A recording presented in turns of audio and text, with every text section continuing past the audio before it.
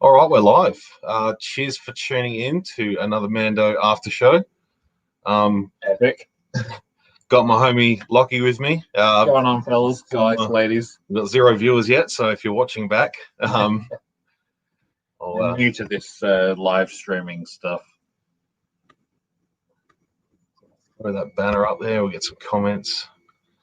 It's really cool. Yeah, it's so we're going to talk about the latest episode, Jedi, the Jedi.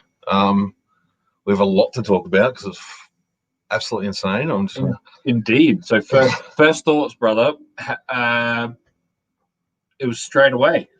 We saw it. Yeah. We saw it. I just want to preface, but this is going to be full of spoilers. So if you're watching, full of spoilers. You ever heard like the alarms in Star Wars? The bells are ringing. We're spoilering. Spoiling the Death Star sirens. Usual Mike should be joining us very shortly. I sent him a link to join in, so he's going to join us. Hopefully it will be all good. It should be fine. Hopefully everyone can hear us okay. That was an absolute cracker of an episode. I kind of just wanted to just sit there and cry afterwards. I think we cried during the episode. I just wanted to cry through the whole thing. Like, it was just straight out the gate. This episode just had Dave Filoni all over it. Just absolutely all over it. It was so exciting. The nuggets were huge. Yeah. It was like I went to McDonald's and ordered like the 50-pack of nuggets. But they gave you like 100 instead. I also paid like a cheaper price. I only paid $8.99 because that's what Disney Plus is. You pay every month and you just get like gold nuggets. It's just insane. Francisco, how you going, dude? Mark, hello there. Blue Harvest Vintage Toys. So much information. Indeed, this is just. We're going to try and like process and unpack this as best we can without sort of just turning into a blubbering mess. Poppy's Creations full-on episode, absolutely. Yes, we just want to just talk about Ahsoka straight away. Yeah, the cat's out of the bag.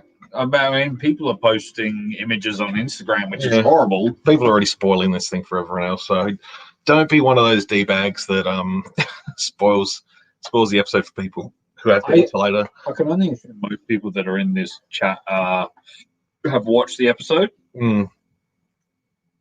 Input. I loved it. It was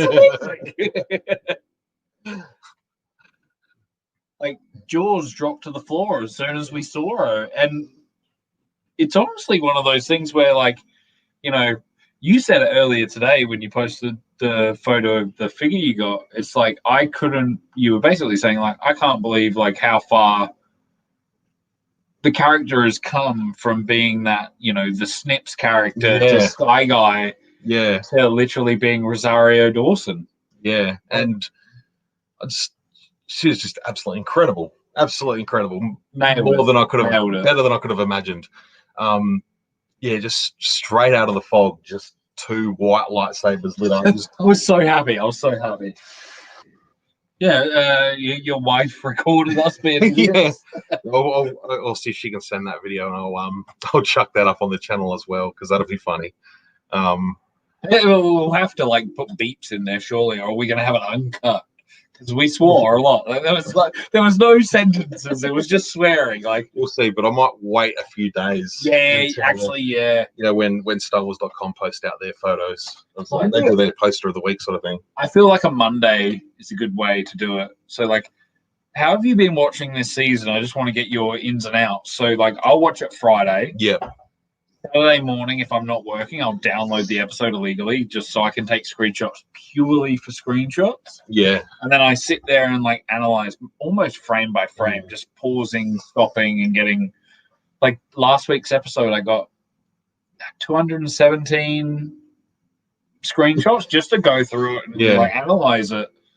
So that's my way of doing it. Yeah. So I've pretty much been watching it once, then doing my live stream here, and then the next time I watch it is usually like the Saturday at some point, Yeah. and I always chuck the subtitles on with the second viewing. Yeah, so you get So I can dialogue. pick up dialogue, pick up misdialogue, spelling of things, because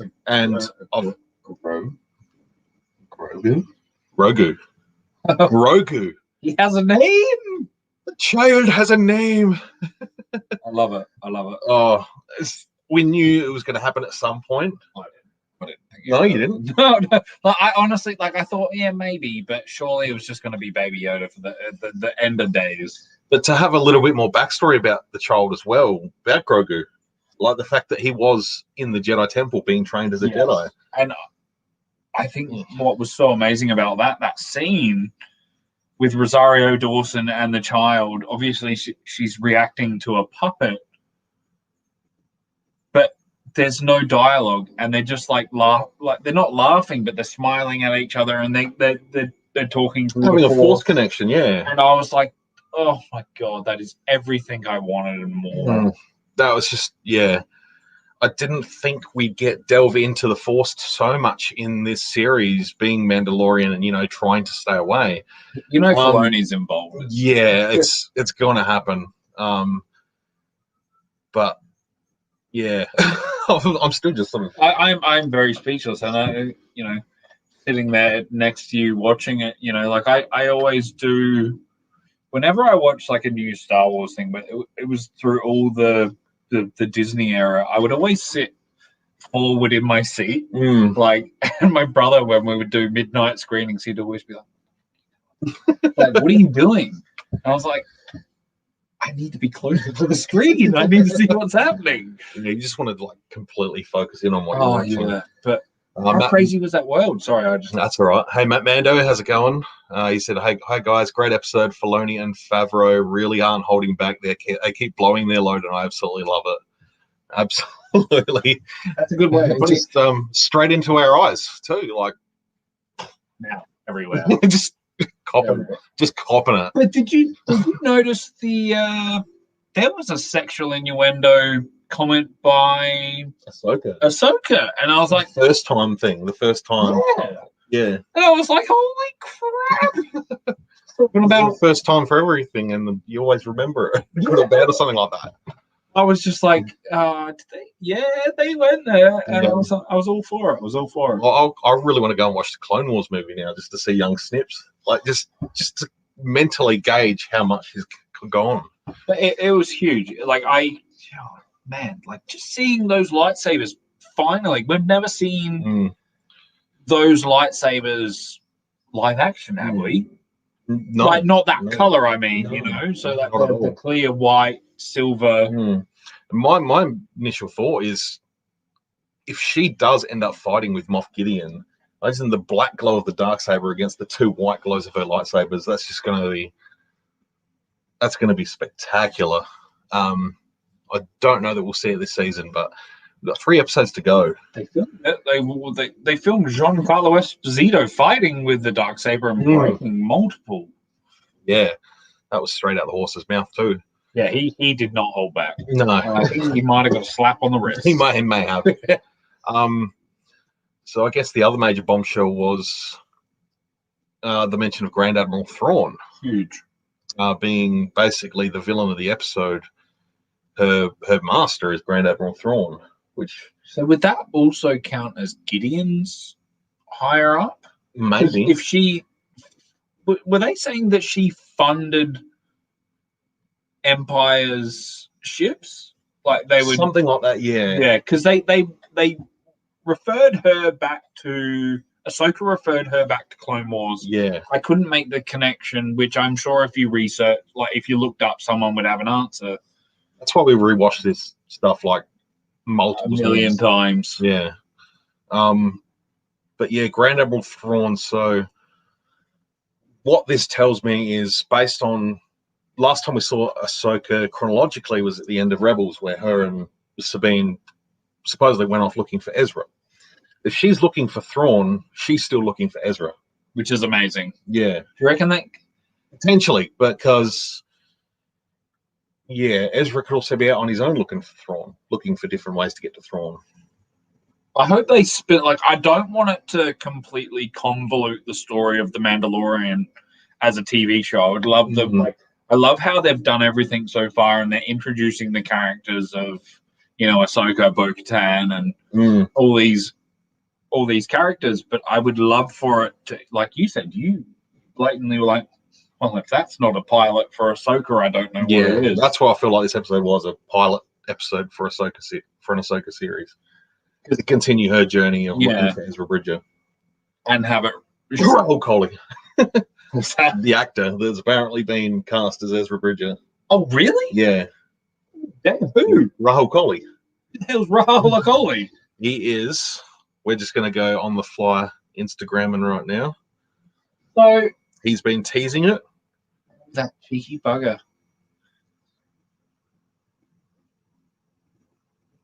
So this guy right here, he is, I don't know anything else he's in because I don't know him that well, but he has posted pictures of him sitting there watching Star Wars Rebels with Ezra paused on the screen and basically saying, just quiet night tonight, learning some lines. Just things like that. Just cheeky behavior. Cheeky. So that's kind of, oh man. Because I was saying earlier on to the guys at the Kessel, and I said to him, like, it amazes me how far this show has caught on in terms of like creating a hype, creating a spark of excitement and joy. Like the sequel trilogy had that. Yeah. But Mando has taken it and just thrown it into another level. It's huge. Yeah.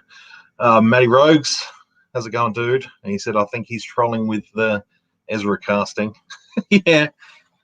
Trolling, but it could be a given. I think we'll see him in the future. And that says, I was hoping for Thrawn. It's a great way to raise the stakes. It'll be interesting to see how Thrawn and Gideon are connected, if at all. I don't know that we'll hear much more from Thrawn in The Mandalorian. I think it's got to be this is strictly on Gideon. I think they will link up somehow, but we won't see it in The Mandalorian. I think we're going to have an Ahsoka series. Hey, Ed.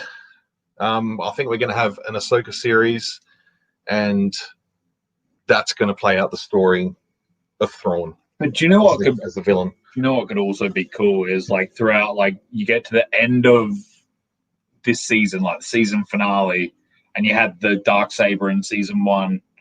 You just have like Thrawn somehow turning around to the camera, and you just like shut up, hold the phone. They could do that, and then like do it like they did with Walking Dead, where they didn't even have an actor for Michonne. Yeah. So where you just have like a character pan around, and you don't get you just get the blue skin. Yeah. If they don't have an actor in mind, and then you spin it off into the Ahsoka. But I would love to see them do it on The Mandalorian.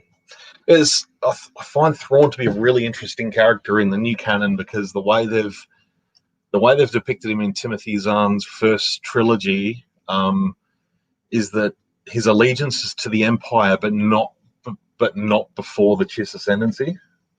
The Chiss Ascendancy, that's his race, yes. So he's Chiss. The Chiss Ascendancy is like their own empire, basically, in from his galaxy, and he basically went to Palpatine and said, "Look, we need to like prevent each other." Like Thrawn was basically stopping. Thrawn was potentially threatened by the Empire maybe invading his space, and so he's come in. It's almost as an unspoken truce between like that they're not going to invade each other.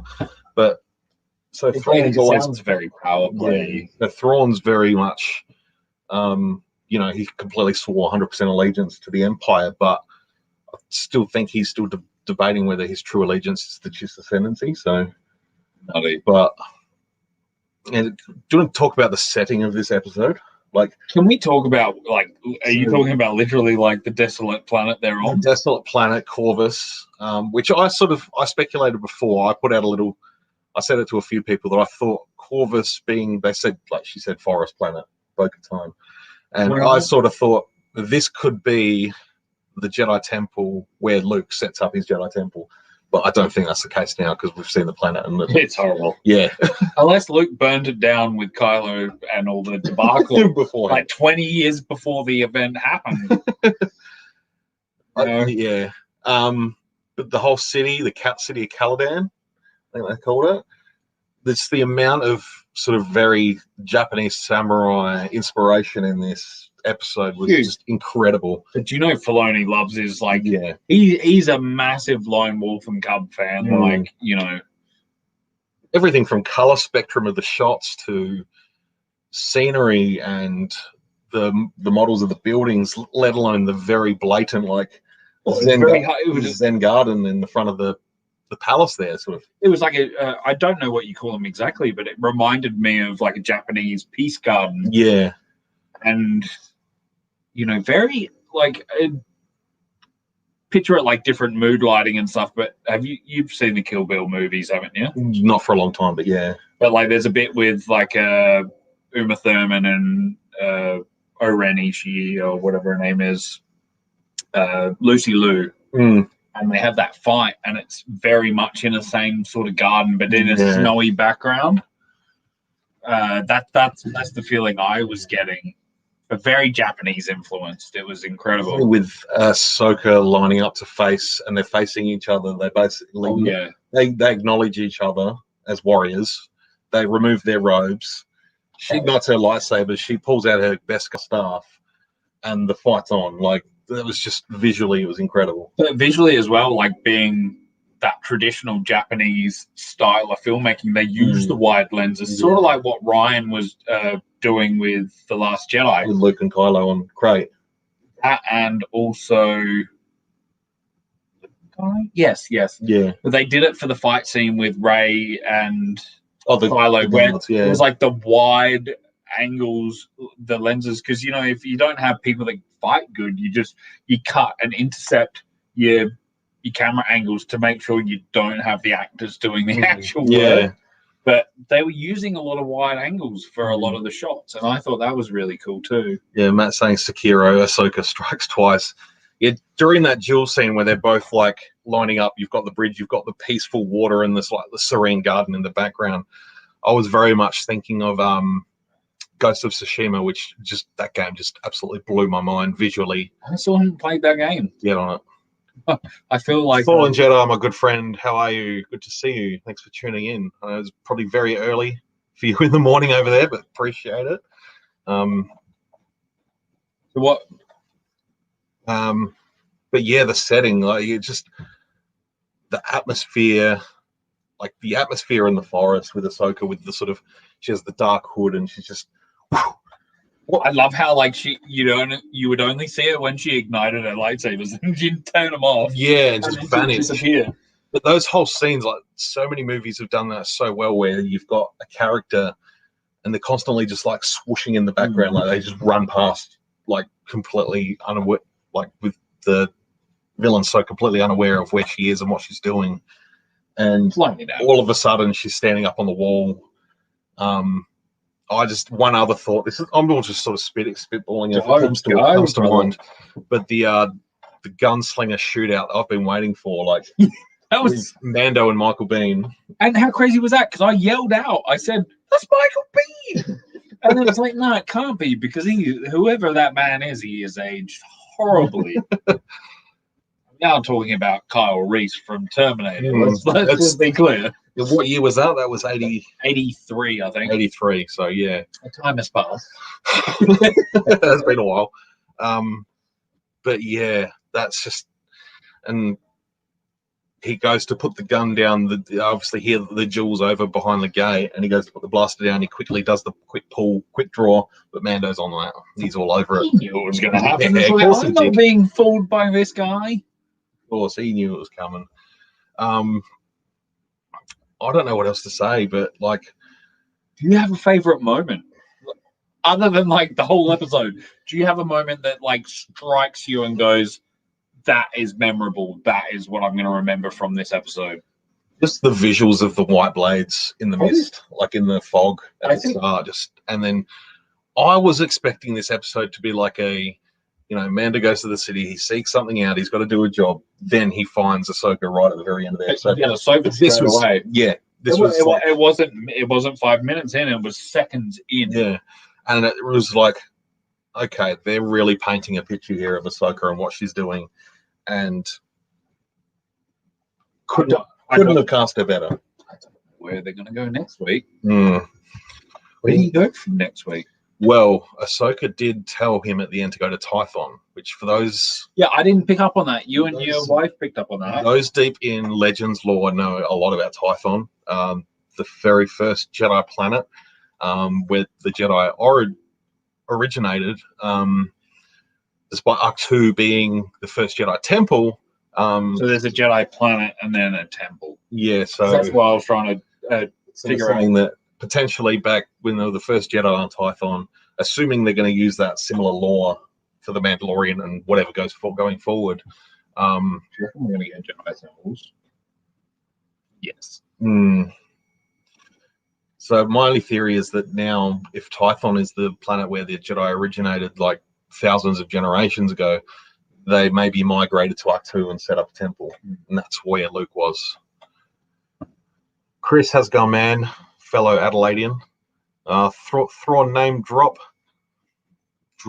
me for a drop. Thrawn name drop knocked me for a 6. It did for us too, I think. I joked. I didn't know who she was going to mention when she says, Who's tell me huge. where. I didn't think I was going to hear Grand Admiral Thrawn pop out of her mouth at that point. But it makes complete sense. It makes so much sense that it's nonsense. Yeah. It's not nonsense.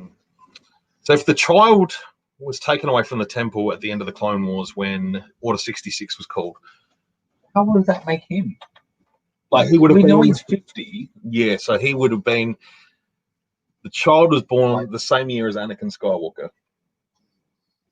I think I've worked that. I've heard that too. So he'd be about 23. So, no, maybe a little bit younger than that, perhaps. 23 in Clone Wars. Yeah. Anakin was... He sort of... If it's going to be Anakin's age, you relate it back to Anakin. Yeah. Mike, how's it going, man? I sent you a link. Ready for you whenever you are. Yes. You still want to jump in? Yeah. Maddie's saying early 20s. Yeah, he probably hasn't aged much in the years. So we're talking Clone Wars, then there's 19 years to A New Hope. This is 9 years past A New Hope, so we're talking 28 years.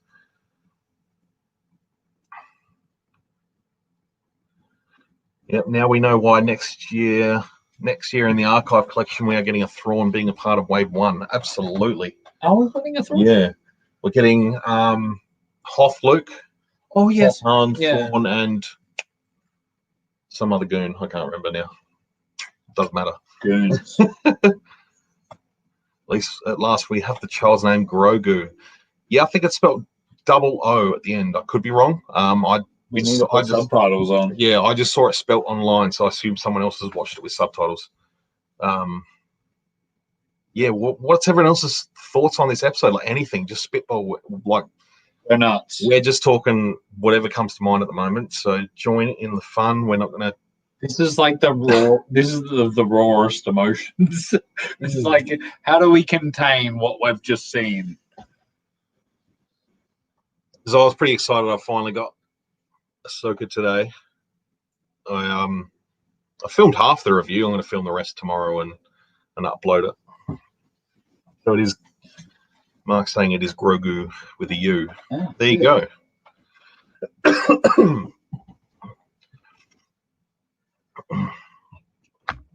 I'm still such a high from watching episode 13 that I decided to wait around to see if you were live streaming this morning. So is Fallen Jedi in England? Yes? No, he's in America. New York. East Coast, so it's early as. Yeah, got to hang out with him and his mum in Orlando.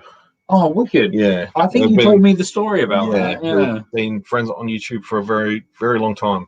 And yeah, that was definitely one of the highlights of Celebration Orlando. The HK Assassin droid was great from KOTOR for KOTOR players. That was very cool. That was. I was waiting for one of them to start calling people meatbags. Sent message on Insta. I'm on it, Mike.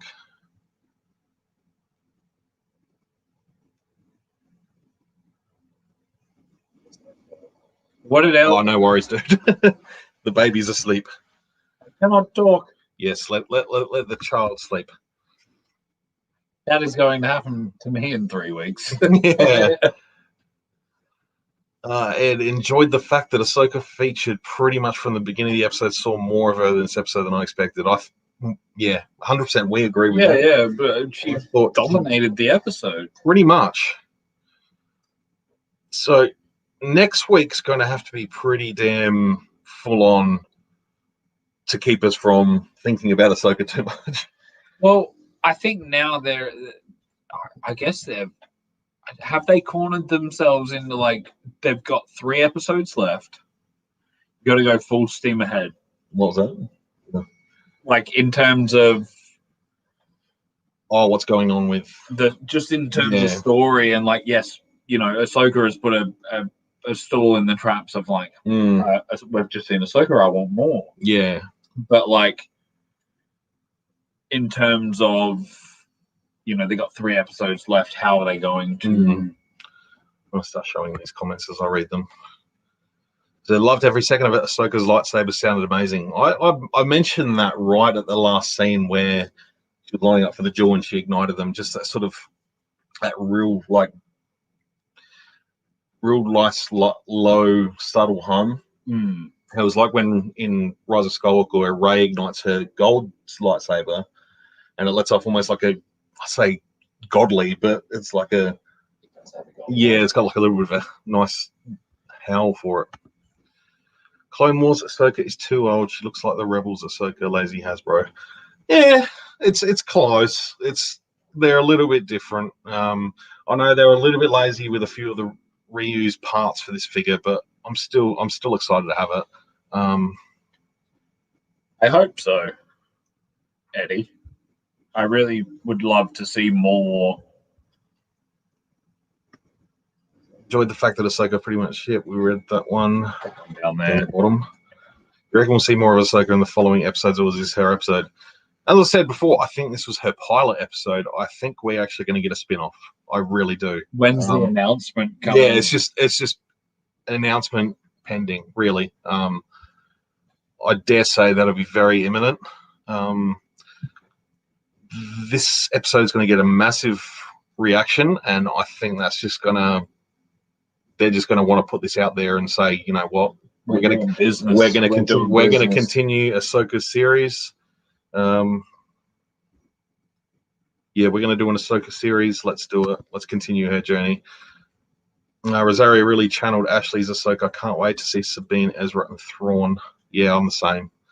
I think Rosario did a very good thing. She was incredible. You nailed it. I think she put her own take at the character. Well, you don't want to style-wise. I feel like her montals were a little bit too short, but I understand from a practicality standpoint, adapting animation to live action. I think they nailed it. I think it's like in terms of like real live action, I think it looks great. It didn't really. It threw me for half a second, honestly. Like I thought about it for half a second. I was like, no, this is actually cool. I was just waiting to get a clear image of Rosario. Yeah, just being like, oh, she's gone in a flash. Need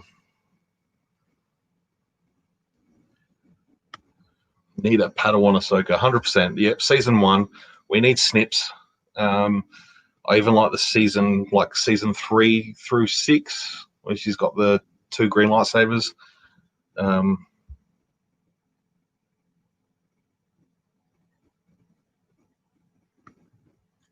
Cinematography was so different on the episode than anything we've seen so far. I'd have to agree. Yeah, and it was beautiful. Like it was really, really incredible. Do you know I got massive Mimban vibes just through the colors. It just felt like Solo in a sense that everything was dark, but like everything was fully Yeah, it was just Yeah. Whereas last week felt very New Hope to me, especially running around the base, and they had the very quick wipes. yeah. Very, very quick wipes. That felt like a New Hope with, the escape from the Death Star in a New Hope. That's just, I got all those vibes from that, whereas this one was just completely different. I know Solo did a lot of different stuff cinematically with the cinematography. Well, Yeah, this was just, I can't wait until the gallery series to pick apart this episode. Yeah, coming Christmas. Don't get a present, get the gallery. That's my Christmas present. I was really hoping Ahsoka would have mentioned Luke. He is, after all, known throughout the galaxy at some point. Has to be. On what level? I was thinking about this earlier. Does it sound crazy if because Darth Vader was able to find out who Luke Skywalker was just from news of the Death Star being blown up by a kid called Skywalker? But that would have rang massive alarm bells. It's like, yeah, another Skywalker. What? Surely at some point, Ahsoka's got to get word of the name Skywalker again. Yeah. Because that changes the whole dynamic of Ahsoka. Because does this I'm trying to think here. Does Ahsoka know that Anakin had offspring? Is that fully known? No, I don't think so. So if the name Skywalker is ringing bells around this time in, around when she was looking for Ezra, it's like, holy crap, that's got to ring some massive emotions on Ahsoka. Yeah, I just think of the potential of Ahsoka Tano meeting Luke Skywalker and just sitting down and chatting about Anakin. And just, her relaying the story of Anakin Skywalker to Luke so he knows more about it.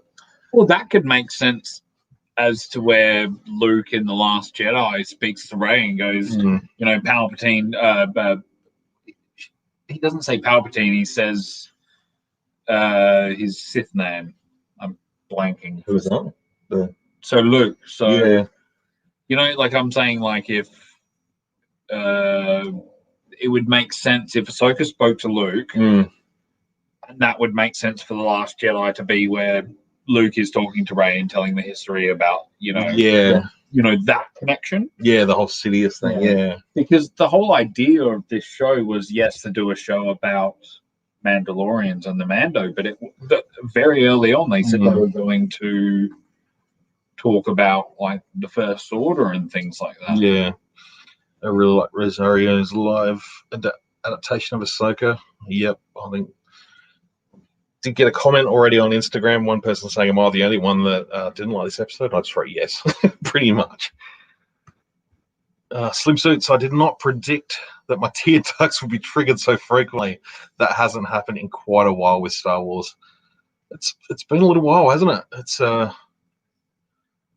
I got a little bit with Rise of Skywalker, with Han Solo's sort of appearance. Rise of Skywalker, sir, I was sitting next to you. You're a blubbering mess.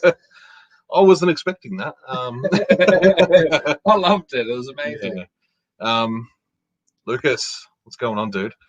Grogu's going to call out through the Force on Typhon. What Force sensitive is going to answer? Admiral. What is it, Aunt Beru? What is it, Aunt Grogu? What is it, Aunt Grogu? Cal Kestis, yes. I want more Cal Kestis, but we're getting a Jedi Fallen Order sequel, so they're doing a trilogy. Yeah, I think so. Yeah, it's the most successful Star Wars game in many years. I love that game so much.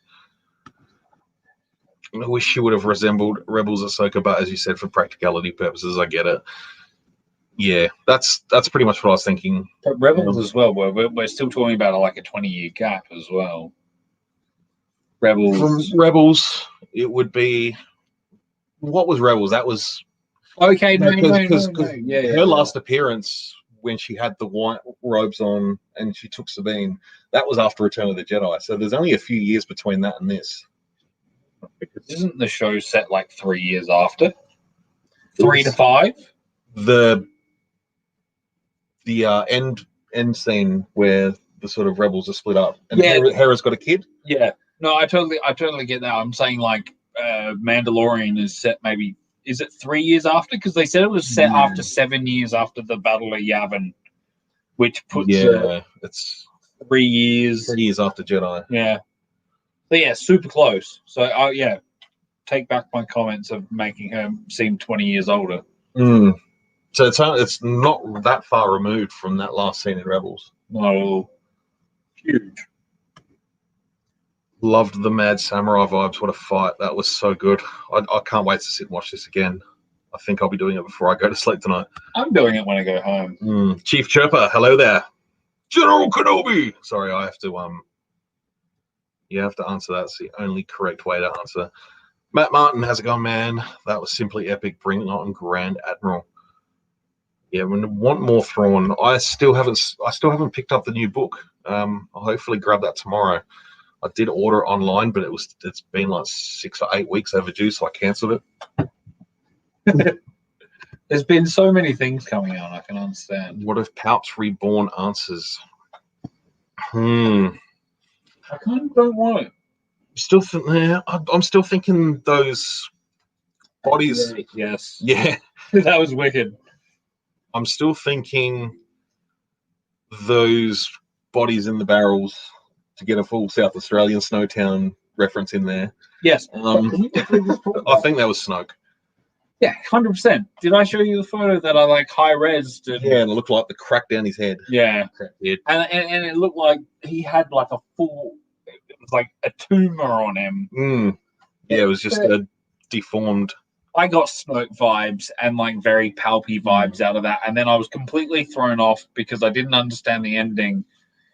And you immediately posted on your Instagram saying like Dark Troopers. And then I quickly did the old Wikipedia search and I was like, I don't remember these, but I'm tuned in. They're in the Dark Forces video games, but yeah, just want to highlight 8D8 that he looked like a mess. He's seen better days. Yeah, he's had a rough. He looked like he just crawled out of a torture chamber himself. That's karma for him. Yeah, I feel like life's turned around and all the gonk droids had a revolutionary movement and just attacked him. Is Dave Filoni God? Yes, he is. I had a vision. I had a vision, and that was my vision. This is my favorite. Dave. I would bow down to a man in the clouds with a cowboy hat. What would you do? If he said, I'm going to change Star Wars for the rest of your life, I would bow down and say yes. I shook his hand in Chicago. I still haven't washed my hand. I applaud you. I have, but I like to think I got a little bit of Filoni Force essence from him. I'm still so envious. When you sent me that, because you told me the story about you being at dinner with the boys. Yeah. And you see him walk past, and you're just like, "That's Filoni," and they just ran out. Yeah, and left you there. And then you're like, Sean was like, "Go, my son, go be with him." We need a Beskar spear now for our Black Series Mando. Yep, Hasbro would love another reason to put out Mandalorian again with another accessory. You know it'll happen. And you know we'll buy it all. It's a build-up pack, but it comes with the staff, and that's it. It comes with the staff now. You don't get the cradle or Baby Yoda. You just get a staff, and it costs $100. I'll take it. I'll take 2. I didn't think they could pull off live action Ahsoka, but Filoni did it. I'm still in disbelief. Hell yeah, man! It was huge. Filoni is George's greatest student. Dave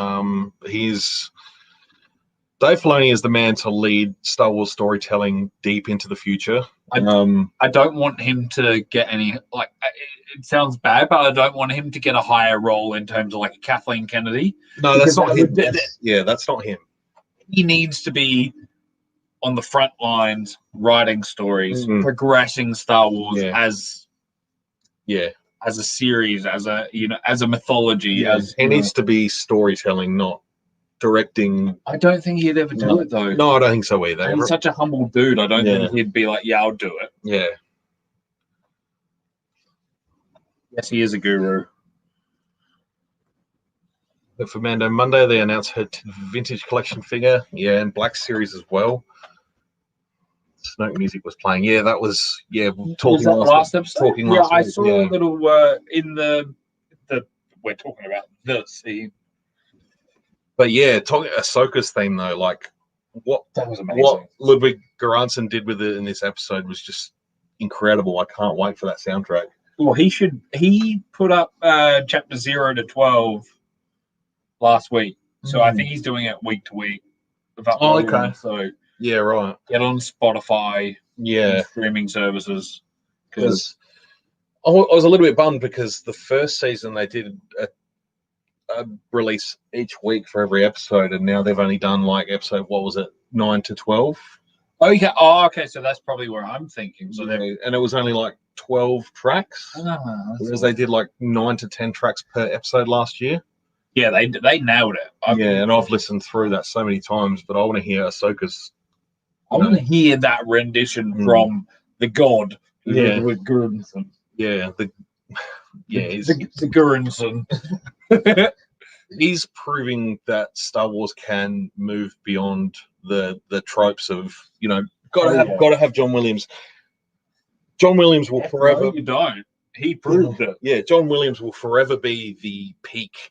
But what Ludwig Göransson's doing now is just absolutely incredible. They took a chance with him, and he's showing that Star Wars can move past John Williams into the future.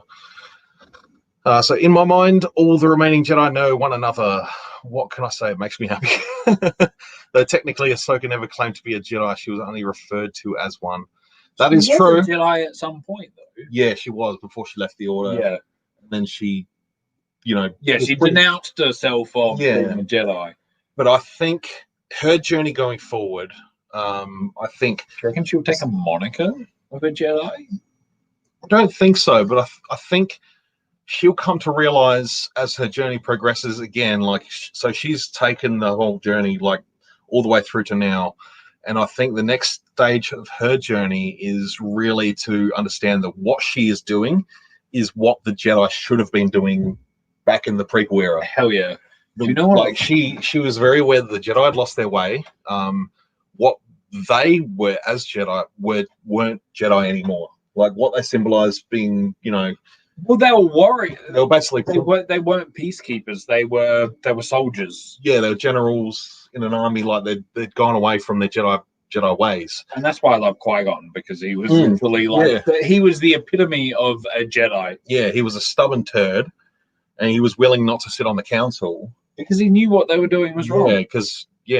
And I hope, and Ahsoka is exactly like that. And Ahsoka, what she did. That's why I think those 4 episodes, despite the fact they weren't great, the Underworld episodes in season 7. I've only seen them once. I really need to go back. Despite the fact that they weren't great episodes, the point of those episodes was to show that Ahsoka could be that symbol of what the public needs from the Jedi. Yeah. And that she was doing it. Because there was a lot of hate towards the Jedi between those two sisters, wasn't there? Yeah, so I think Ahsoka's journey will take her to accepting the role of a Jedi Master or a Jedi. She'll just be a master. She'll just take on the responsibility of accepting the role of looking after people. Yeah, I think that's what she'll do. It'll take her to accepting the role as a Jedi and, her, as a guardian. Yeah. The guardian of people that can't fight for themselves. I loved the callback to Yoda, like actual Yoda, not baby Yoda, not the child. We're talking like Frank Oz Yoda, the Yoda. When they use exactly the same lines. Ahsoka used the exact same lines. I cannot train him. He's too old. And then it was that callback to literally Empire Strikes Back. It is. It's like she said, she probed his mind and said, I sense much fear in him. Yeah. Exact word for word. And it was like, Luke's too old. We can't train him. He's too angry. Yeah. And it's like, the child has too much angst. He's seen too much. I can't train him. I'm thinking about it now. The callback, I've seen a Jedi do this, and it's not okay. Yeah. I've seen a Jedi fall. It's not okay. I just got goosebumps. You got to wonder how much pain that still brings her to think of Anakin Skywalker. Immensely. That is her, it's like her father, essentially. He was... adopted father. Go back to Rebels, and Ahsoka always talks about Anakin, she said, the one thing that really surprised people about Anakin was how much he cared for people. And that's the thing that kills me, and I think is so integral with, like, I keep bringing it back to prequels, and I don't mean to, but the fact that they were so delusional, like their vision was flawed because, the whole thing about no attachments, if they were just allowed to love, there's nothing wrong with it. Yeah. Mace Windu was really the figurehead of that, that downfall of the Jedi. Probably Ki-Adi-Mundi as well was second. And bastard. Oh, Conehead. But yeah, just you go to Twilight of the Apprentice and Ahsoka fighting Vader and finally working out that was Anakin Skywalker. It was huge. And I wonder how much that still haunts her today. Massively. She didn't want the burden of the child. She knows it. Yeah. Had she stuck around, she might have been enough to stop Anakin and help Anakin out of that process of Revenge of the Sith.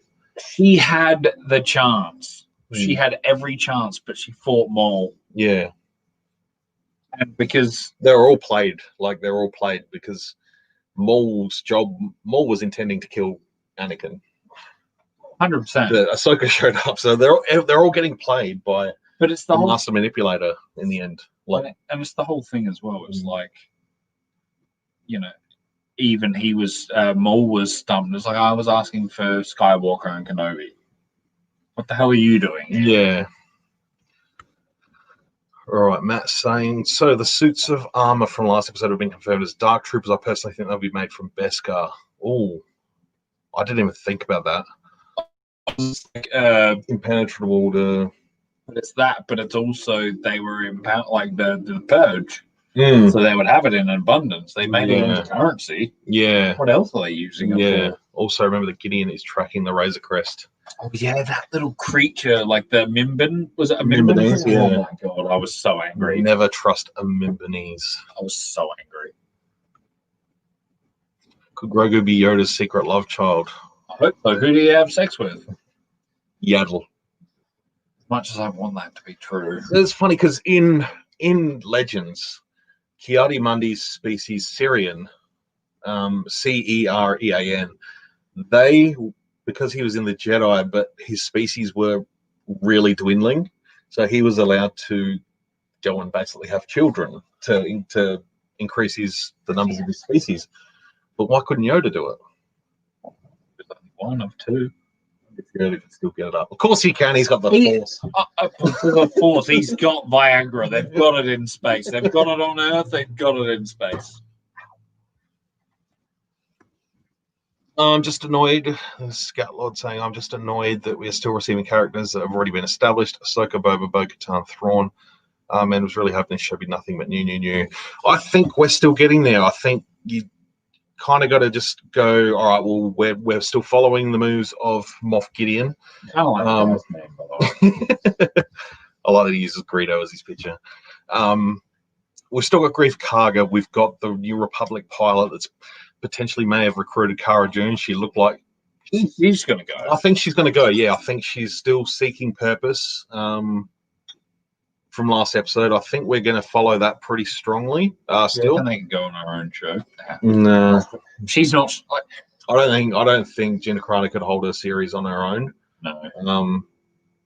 But yeah, I think while these pre-established characters are still going to have a big part to play in the story, I think you've still got a lot to do with Cara Dune, Grief Karga, Moff Gideon. I could go on, but we're still going to keep meeting new characters as well. Like, we're not done. Like, I feel like it's going to come full circle, like season 1 did, where like he's meeting all these integral people, and they will come play a part in the end later. Yeah. Well, season 1 did a great job of showing that. They introduced the characters, and you think, okay, they're one and done. You won't see them again, but then they pull them up, them all back in at the end. Boba Fett. That is interesting. Word is that a Boba Fett series is happening. I heard they cast people as well. Yeah, apparently that's happening. It's just a matter of time. don't know how I feel about a Boba Fett series running parallel to a Mandalorian series. It would have to be very, very different to establish that. Yeah, I don't know. I kind of want it to just run parallel with this, like not so much his own show, but like almost have like a spin-off episode every now and then. You know how, like, did you ever watch X-Files? Yeah. How they would have like a monster of the week? Yeah. They should have like a Boba of the week episode, and it would delve back into what he's been doing. Yeah. I mean, I don't know how they would do it, but a bit like I assume, like, it'd have to be like what I'm assuming the Kenobi series is going to be mainly flashbacks. It's going to be Obi-Wan in the desert dealing with a lot of sort of post-traumatic stress after the war. It's set 8 years after. Yeah, and he's still adapting to life in the desert. You know, he's pretty well broken, but it's realizing his sole purpose of being there is to watch Luke. And I think, you know, Obi-Wan accepting that as his mission is going to be the main thread from that story. But Boba Fett, I don't know. They nearly released a trailer for a Boba Fett movie when Josh Trank was doing it. Yes, because then they had it ready. They had it filmed ready. And, you know, it was probably going to be a trailer like that first ever Rogue One. Yeah. Where it was just literally like the voices of Obi-Wan, and then it was like shouting and screaming on a battlefield. Yeah. But I reckon it was something like that. Well, they pulled the pin literally like a day before the trailer was supposed to air at Celebration. He had a cold. Yeah, and they come out and they're like, oh, yeah, he couldn't be here, and we're not showing some. But we're not showing anything. And if you know anything about Fant 4, some, because Tristan and I work with wrote some. We've been having some Smash Mouth sing-alongs at work. Somebody once told me Boba Fett was gonna roam me. You ain't the only Mandalorian in the shed. I'll just go home now. I accept defeat. We'll potentially have a lot of new things to bring to the table. We'll still just have to wait and see. Hope everything comes full circle, definitely. I think we also just need to take for granted, well, I think we are taking it for granted, the fact that we are getting like 30 to 40 minutes of Star Wars every single week. Or not every single week, but, 8 weeks in a row. And then we're getting behind-the-scenes stuff with Disney Gallery. And I don't think there's much to bitch about. Like, honestly, as a Star Wars fan, like, we were waiting, like, okay, let's bring it back to the prequels, which we were mostly alive for. All of us. Yeah. We wait 3 years, sort of like the OG trilogy. We will get... Fast forward to 2015, we're waiting like a year between each movie, and it's like, well, it's nothing. And now we're getting it when the season drops. We're getting it 8 weeks in a row. Yeah. We're getting a Star Wars quality movie. It's incredible. Like I would take that. I would take that too. Yeah.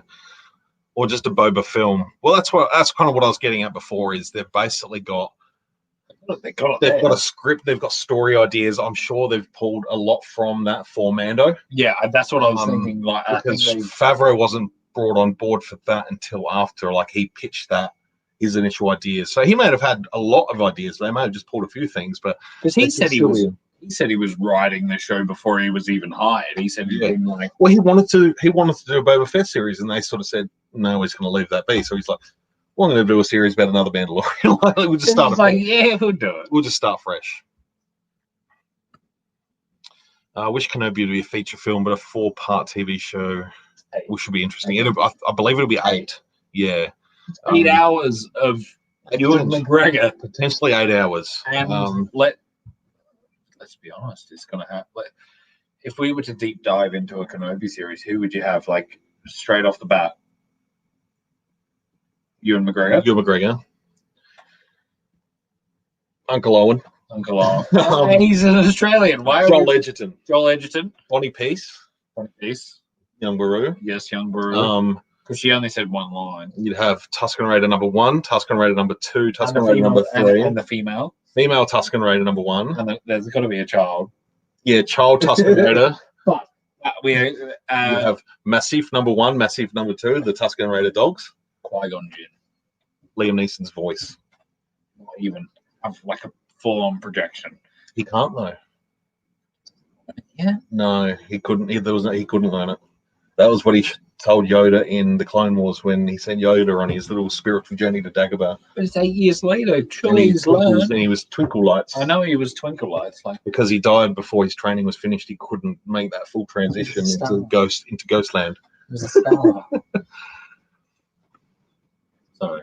Any ideas? Oh, that's happened. Yeah, no, I won't say the F word or the C word. No, we have dropped some S's. It just, doesn't really make a difference. It happens. Any ideas? I heard in him Kenobi series coming out. We got a couple of comments here. 21, Whoa. 23, start of 22, yeah. It'd have to be because they're filming in March. Yeah, they're filming March 2021. Do you know what kills me the most? Is somewhere in the stratosphere of the universe of Earth, there is a man with a computer and a hard drive, and he has a picture of Ewan McGregor from 2020 wearing the costume. 100%. It's nuts. Because, like, he did a costume test. There. I don't really look by much over the one, but he looks like he needs some sun. He looks like a ghost. Let's do that. This is a repaint. I painted this myself. He looks better than what he looked like out of the box. That figure needs to go in the bin. That figure needs a 8-chapter series, 8 hours of Ewan. Well, I'd say 8 45-minute episodes. I think they'll be like similar depending on the story they're trying to tell. I don't think they'll just go, oh, let's make 8 hours and just fill it with. No. I reckon they would differentiate because they don't need to have a full structure of like a 45-minute show. Do it as the Mandalorian's doing, and you do it to the story of the episode. Yeah. Don't fill it up with shit you don't need. Yeah, Owen Baru, Kenobi, Liam Neeson voice connection, Tusken 1, Tusken 2, greasy speeder, tumbleweed, lots of sand, PTSD, cold sweats. And a lot of Jawa juice. Yeah. We're going to have a sandcrawler. And bantha milk. Banthas, maybe a Dewback or two. Do you think he still has the EOP that he delivered Luke on? Because he rode that off into the desert, you'd assume maybe it's dead. It's not like he's going to slap it on the ass and say, be gone with you. How's it getting home? I hope we get. How's he going to get to his house? I hope we get another EOP fart. Oh my god! What about a powder? Yeah, let's get Jar Jar in the series. Let's do a flashback to Jar Jar. No, let's not. I like Jar Jar, but we don't need to see him ever again. So they don't overdo it all, and it becomes average with too much content, running out of ideas. I don't think there is. There's enough people in this world with crazy imaginations. And I mentioned it quite a few weeks ago that imaginations going forward, seem to have a lot of kids these days that just want to play Fortnite, and we really need to embrace children's imaginations and really push them to keep imagination a thing, as opposed to just going, oh, here you have an iPad and go and entertain yourself. Like, I think the best thing about that is kick a kid outdoors, get him out in the backyard, let them play games with them, trigger their imagination. So if we've got people growing up with really crazy, wild, vivid imaginations, we're not going to run out of ideas. And I think as long as Star Wars is around, you're going to inspire somebody. It's 43 years old, and it's as new as ever. I think we're going to be a safe place for Star Wars. It might not all be gold. It might not all be wonderful. We might not like everything that ever comes out, but hopefully with lots of flashback scenes. That's what I think Obi-Wan's going to be mostly like. I feel like you'll get live action Clone Wars with Anakin and Obi. It'll just be like war flashbacks basically. Yeah. But I would love to see that camaraderie that the Clone Wars series had. Yeah. And has. Bantha, not Wampa. I didn't even pick up on that. Hey, I just saw a Star Wars word and I'm like, that says Star Wars. You know what I told my fiance? I told her 3 ideas for tattoos. I said, Wampa, Gamorrean Guard, or I was thinking Quarren. I'm thinking like full-on mural, like to really piss her off. And I could go with a Wampa, I reckon. That would work. month to film the live action, then 5 months for the ILM teams around the world to do their part. That's a quick turnaround. That is fast. But it's pretty much what they're doing now, especially if they're utilizing the volume. I feel like the volume seems to have just sped up that production process a lot. It's huge, but I think they're like, as they would be so deep into Obi's production, like pre-production. Like, you know how we're getting episodes of Mandalorian and we're seeing the art at the end? I bet Ewan McGregor is going to bed right this moment reading scripts.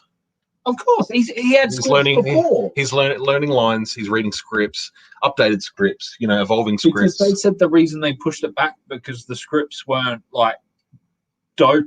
They weren't. enough. Yeah, they weren't glistening with gold like they wanted them to be. Everyone will definitely be having long distance conversations with Yoda. If not, that would be a missed opportunity. I don't know if they do it. I don't know.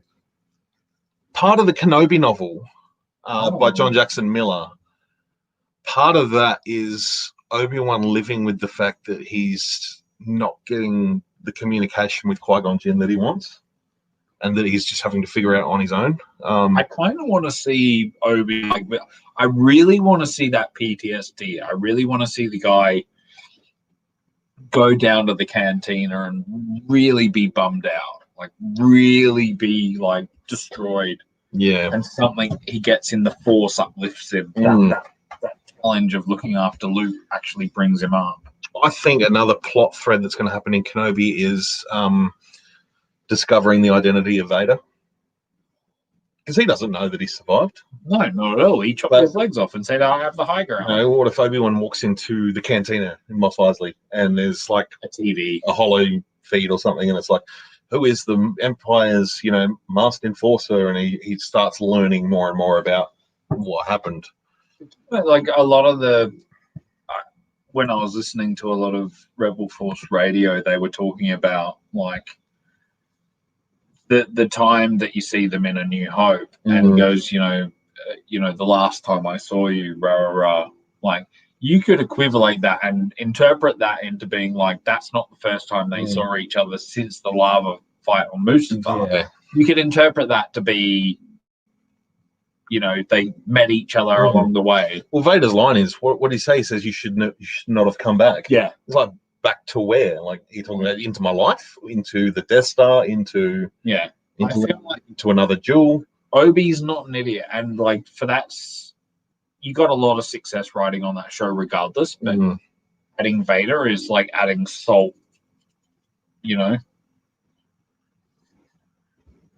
Goddamn right, we're on beard watch. Yeah, Ewan's growing out his beard. He's such a magnificent looking beard. I would love to go to bed and read scripts. Yeah, it's, you have a secret stash of them under your bed. Well, the only things that were under my bed as a child was some dirty magazines. So I didn't read the articles in them. So he's got a one up on me. Bedtime reading some Kenobi scripts, yes. I would love to get a script, like anything from Mando. I would love to get, if they, how they go down the track of like releasing scripts from Star Wars. Yeah. I would love to get a Mandalorian season 1 script. Every chapter. I think that would be amazing. Just as a keepsake and like but even a documented record of it. But even release it as a binder, like it looked like a script for the season. I think that would be amazing. Well, I'm still just completely blown away from Ahsoka. Ahsoka freaking Tano. You couldn't have told me 12 years ago when she debuted in the Clone Wars movie as Snips. I don't think running around calling Anakin Sky Guy and Artui. And if I could go back in time and tell myself that, one day she will be one of your very favorite characters, I would have said, nah, never. Not going to happen. I don't think I've got to be honest. If anyone says back in the day that they were a fan of her, it'd be like, I didn't watch the show enough to be involved with that hate of the character. I watched the first 2 seasons and I sort of flailed out because I moved house and things like that. But I never had a hate for the character. But I always loved what Dave Filoni said, like, because she got so much criticism in the early days, like, Anakin can't have an apprentice. It's only 3 years, and yada yada yada. And that really got Ashley. From I'm paraphrasing and stuff from her quotes of the day. She was kind of like really, like, we're doing the right thing here, and Dave's just like, just wait, just roll with it for a while. So Dave was looking at this point in time back then, and he had George with him as well, just being like, just wait. He saw it with the prequels. George could see the future too. George was like, hey, they hate Jar Jar now because they're all assholes and, like, they didn't appreciate the character. But look what happened when you went to Celebration and saw Ahmed go up on stage for the 20th anniversary. And the crowd erupted. There was hundreds of people my age that had grown up with Jar Jar Binks that loved the character. And it's just one of those things. It's generational. George is always at the forefront of changing the game. And following the Clone Wars for 12 years now, with it wrapping up this year, with that sizable gap in the middle where it was cancelled, but we're seeing Ahsoka, come into her own, and now she's in live action, and that just freaking blows my mind. How crazy is that? We went from Mandalorian season 1. We got the end of the Clone Wars, and now we're into this. So it just seems like a seamless transition. Coming here, I'm hoping we'll get at least one scene in the Kenobi series where we hear Yoda's voice. As you said, a lot of it will be no doubt focused on Obi-Wan's PTSD, which is understandable and interesting. I think you got to get some. Yoda will need to be that, that over, much like he was to Luke in The Last Jedi, that, that voice of reason, that, quiet your mind again. You need to just sit back and rethink this, steady your mind. Let's get back on track. Who do you reckon will do the soundtrack? Yeah. Who do the soundtrack? I think Galactic Empire metal band. Oh my god, that would be amazing. No, I think. Who would they get? There's a lot of composers out there that I'm really digging. One, I'm trying to think of his name. I've got it on my phone. Completely blanking on it. John Paisano. He done the Daredevil Netflix series. He did the 2 Spider-Man games. He has done so much stuff. I also think John Powell that did Solo. He nailed it. He did, and despite the movie not getting the flack, the soundtrack was incredible. That was absolutely fantastic. And I think that movie just takes time. It's released the wrong time. It was. It really was. There's so many incredible composers out there that I'd love to see jump into Star Wars. But I don't want them to stick with a safe option and go, all right, well, we're going to use Ludwig Göransson for every single TV series. I don't think he would do it. He'd be like, yeah, I've got Mando, that's my style. Yeah. Like, he'd be like, yeah, I'd love to have the opportunity. But he's adaptive. Like, he can do anything he wants. He did Black Panther, and that was incredible. Huge. Yeah, and I've seen that man's synthesizer. Huge. You pick in the series in the Disney gallery. He's got that whole wall. Yeah, and he picks up the horn. And he's just like. You know the best thing about that is, like, can we just speak to the god Ludwig? They made a freaking music video for Star Wars music for the first time since. It would have been Attack of the. Oh, they did it for Battle of the Heroes for Revenge of the Sith. Oh bugger! I thought it was going to be Duel of the Fates. Yeah, because they did it for Duel of the Fates, then they did it for. He was on the top 10 of like. He was on TRL. It used to be on Video Hits here in Australia on Saturday mornings. Huge. See you, Ed. Thanks for tuning in, man. Have a great weekend. One more question here. Do you guys think Ahsoka will feature in the Rebels sequel? I haven't read any further. Sequel? I think that's what the Ahsoka series is going to be. Man, that could be cool. Like, I'm really dead set on seeing this Ahsoka series. I really think it's an extremely high possibility. I think now that they've got the technology of the volume, they will just be like, it's live action everything. It's like go full steam with live action. Yeah. But prove they can do it. I don't think. I know there was a lot of talk probably 6 to 12 months ago about a Rebels sequel series, like animated series. I remember hearing something. Yeah. I think they've switched gears and gone live action. So I think that's where we're going to see it. I'd love to see Hera too. She made a cameo in Squadrons, the game. Yes, I did. And she was really cool in that. And they got Vanessa Marshall to do the voice. And you could put Vanessa Marshall in makeup, and she could nail it. She'd be fantastic. I'd be on board for that. I didn't understand. Notice the morai in this episode. I did. That was the Ahsoka's little owl bird. Yes. You pointed it out. You were like, it was sitting on the front. tree. Yeah. I was waiting for the signature sort of call. Swoop. Yeah. Did it make it cool? I reckon it made a sound. I thought it did, but I was kind of hoping we'd get a sky shot of it sort of circling above. Yeah. Like that's. I was hoping for that, but it would be like, is that too fan servicey? Well, that's. That too Filoni? It's what is that bird? It's like Ahsoka's. How far can you go? Like that bird is Ahsoka's sort of guardian sort of thing. Yeah. It's a watcher, surely. Yeah. And it's not a coincidence at all that the color scheme was based on the daughter from Mortis. The whole episode. Yeah, remember the daughter from Mortis? And half and half. My mind is muddy. He gives her life force to save Ahsoka before they leave. So Ahsoka is basically brought back to life by, an all-powerful force wielder. And there is the bird follows her around ever since after that. We saw it at the end of It's in the end of Twilight of the Apprentice where Vader walks out of the thing. You saw it there, and at the end of the Clone Wars. End of the Clone Wars with the snow planet. Yeah, where Vader picks up the lightsaber. Yeah. Did anyone else see the Loth Cat? Hey! I didn't notice them all right, but I thought I saw a Loth Cat. I think there was one. It was like the same one, but a couple of different shots. Yeah. Awesome. There was sort of one running around that sort of market bazaar at the start as Mando walked in, and as the sort of soldiers were trooping around, there was one sort of running around, which is really cool to see. Because the first time we saw it in season 1, it was like, oh my god, that's amazing. Yeah. Oh man, what an episode! We are sort of thinking about this all week.